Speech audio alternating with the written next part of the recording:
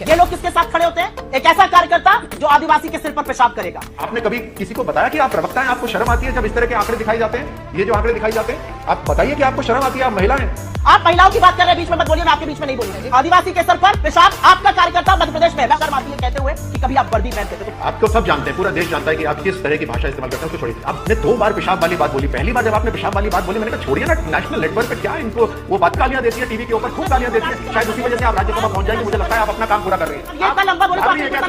क्योंकि आपने इतने आरोप लगाए, वो जवाब देंगे। ये मैं तय करूंगी कौन कितने वक्त के लिए बोलेगा। मिस मिश्री ने राहुल गांधी ऐसी बात है, आपकी बात करिए यहाँ से।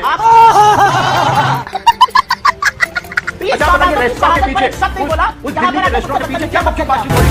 और अभी तो रुको, क्लाइमैक्स अभी बाकी है। हेलो दोस्तों, स्वागत है आप सभी का आपके अपने YouTube channel the debate centre में।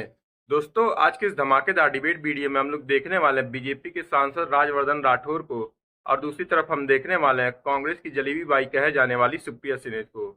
इस डिबेट में दोस्तों राजवर्धन राठौर ने सुप्रिया सिनेत को बहुत ही गंदी तरीके से धो डाला है, क्योंकि दोस्तों यह बात तो हम सबको मालूम है कि जब सुप्रिया सिनेत से कोई नेता सवाल करता है और सुप्रिया सिनेत उस सवाल का जवाब नहीं दे पाती हैं, तो वो उस नेता के लिए ही अपशब्दों का प्रयोग करने लगती हैं। वही चीज आज ये राजवर्धन राठौर के साथ भी कर रही थी, लेकिन आज उल्टा राजवर्धन राठौर ने ही सुप्रिया सिनेत को बहुत ही बुरी तरीके से धो डाला है। दोस्तों, वीडियो बहुत ही मजेदार होने वाली है। आप लोगों से अनुरोध है कि आप लोग वीडियो को शुरू से लेकर अंत तक जरूर देखिएगा, और अगर आप लोग को वीडियो पसंद आती है तो वीडियो को लाइक करके हमारे चैनल को जरूर सब्सक्राइब कर लीजिएगा। तो बिना किसी देरी के आइए पहले मेन वीडियो को देख लेते हैं। चलिए शुरू करते हैं। 30 लोगों के साथ उस व्यक्ति को फोटो खिंचानी पड़ी जो कहता था एक अकेला सब पर भारी, और इसलिए खिंचानी पड़ी क्योंकि इंडिया के गठबंधन से घबरा गए, बौखला गए। और क्यों बौखला गए मैं बता देती हूं। मैं तो इन शख्स से पूछना चाहती हूं, इंडिया का नाम सुनते हैं, सेना में सर्व कर चुके हैं, आपने तो ओलंपिक में एक मेडल भी जीता है। इंडिया का नाम सुन के आंखों के सामने क्या आता है? हमारी आंखों के सामने तो Indian navy, Indian army, Indian defence, Indian police, Indian institute of technology, Indian institute of management, ISRO जैसी संस्थाएं आती हैं। अच्छा,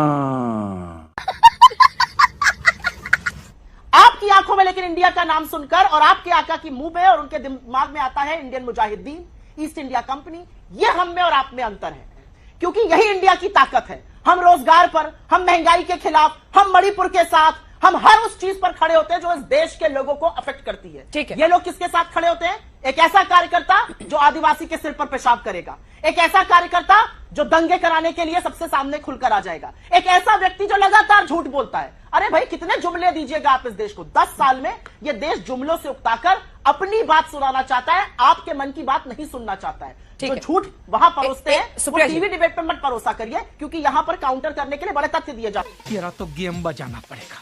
राजवर्धन जी, एक बार आप जवाब दे दीजिए सांसद जी, उसके बाद जाएंगे अगले मेहमान के पास। आप पर तो पूरी बौछार हुई है। जी जरूर जरूर, करारा जवाब मिलेगा, करारा जवाब मिलेगा। ये देखिए, ये राजस्थान के आंकड़े रेप्स के, ये एनसीआरबी के डाटे हैं जो राजस्थान सरकार ने दिए हुए हैं। इसमें क्लियरली 6000 का आंकड़ा पार है, 6000 का आंकड़ा पार, जबकि आपके किसी भी राज्य के अंदर इतना नहीं है।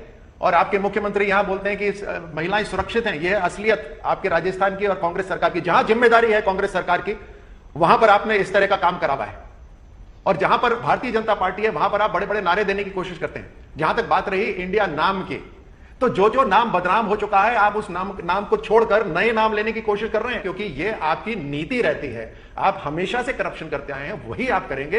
आपके प्रधानमंत्री बोलते थे कि 15 पैसे नीचे भेज सकता हूं, बाकी तो सारे चोरी हो जाते हैं। लाचार थे आप, तो कुछ कर नहीं सकते थे। आज की तारीख में नवा वर्षगांठ है जनधन खाते का।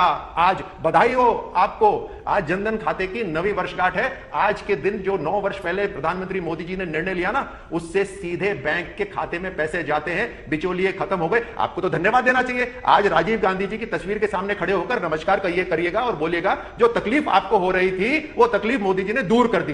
तो नाम बदलने से नहीं होता। घोषणाओं को अब गारंटी बोलने लगे यहां पर, और यूपीए बदनाम हो गई तो इंडिया का नाम हो रहा है, तो इंडिया ले लिया। आपने जो इंडिया लिया ना, उसमें आप ही ने खड्डे कर रखे हैं, I.N. वो सब।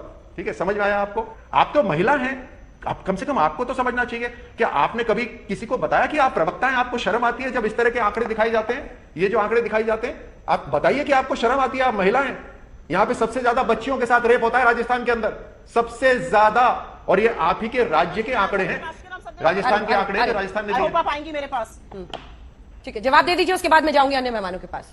आएंगे आपके पास टीवी डिबेट, आपके पास टीवी डिबेट में बहुत आएंगे, लेकिन सरकार में आने का मौका नहीं मिलेगा आपको, जनता ने तय कर लिया है। ठीक, बात तो सही है। ठीक है, सुप्रिया जी।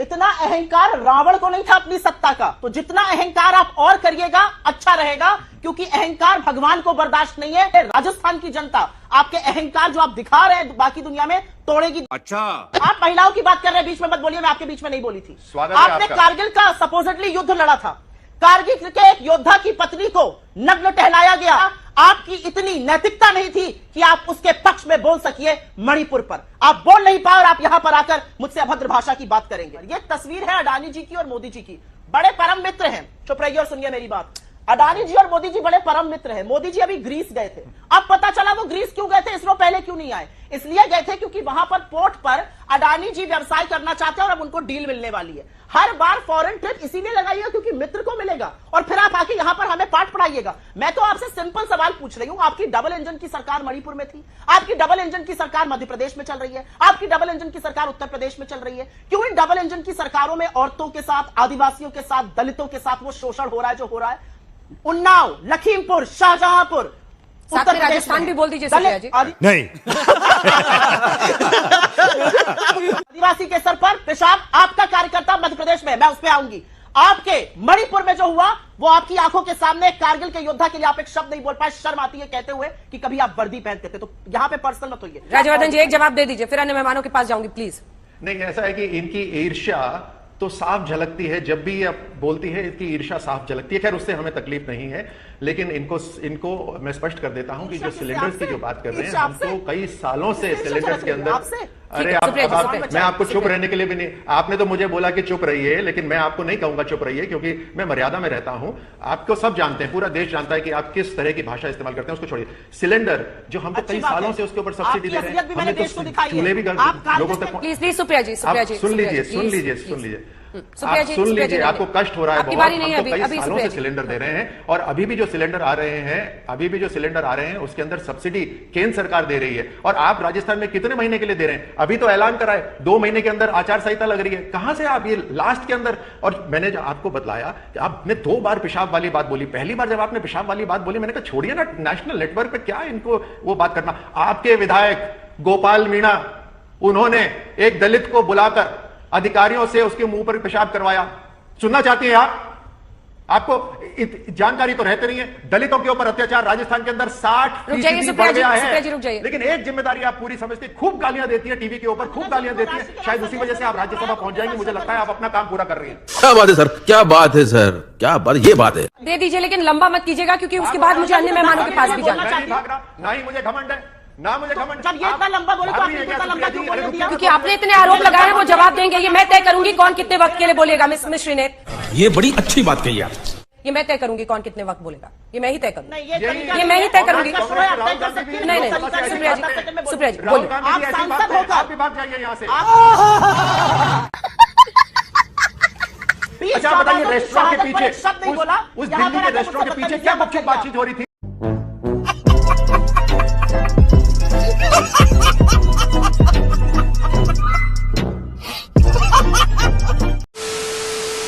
तो दोस्तों, वीडियो में अंत तक बने रहने के लिए आप लोगों का धन्यवाद। उम्मीद है दोस्तों आज की इस वीडियो में जो आप लोगों ने सुप्रिया सिनेत की धुलाई देखी है, उसे देखकर आप लोग को जरूर ही आनंद आया होगा। अगर दोस्तों आप लोग को वीडियो पसंद आई है तो वीडियो को लाइक करके हमारे चैनल को जरूर सब्सक्राइब कर लीजिए, और इस डिबेट के बारे में आपकी जो भी राय है हमें कमेंट करके जरूर बताइए। तो मिलते हैं दोस्तों आप सबसे एक और नए धमाकेदार डिबेट वीडियो के साथ। तब तक के लिए आप अपना और अपने पूरे परिवार का ख्याल रखिए। जय हिंद, जय भारत।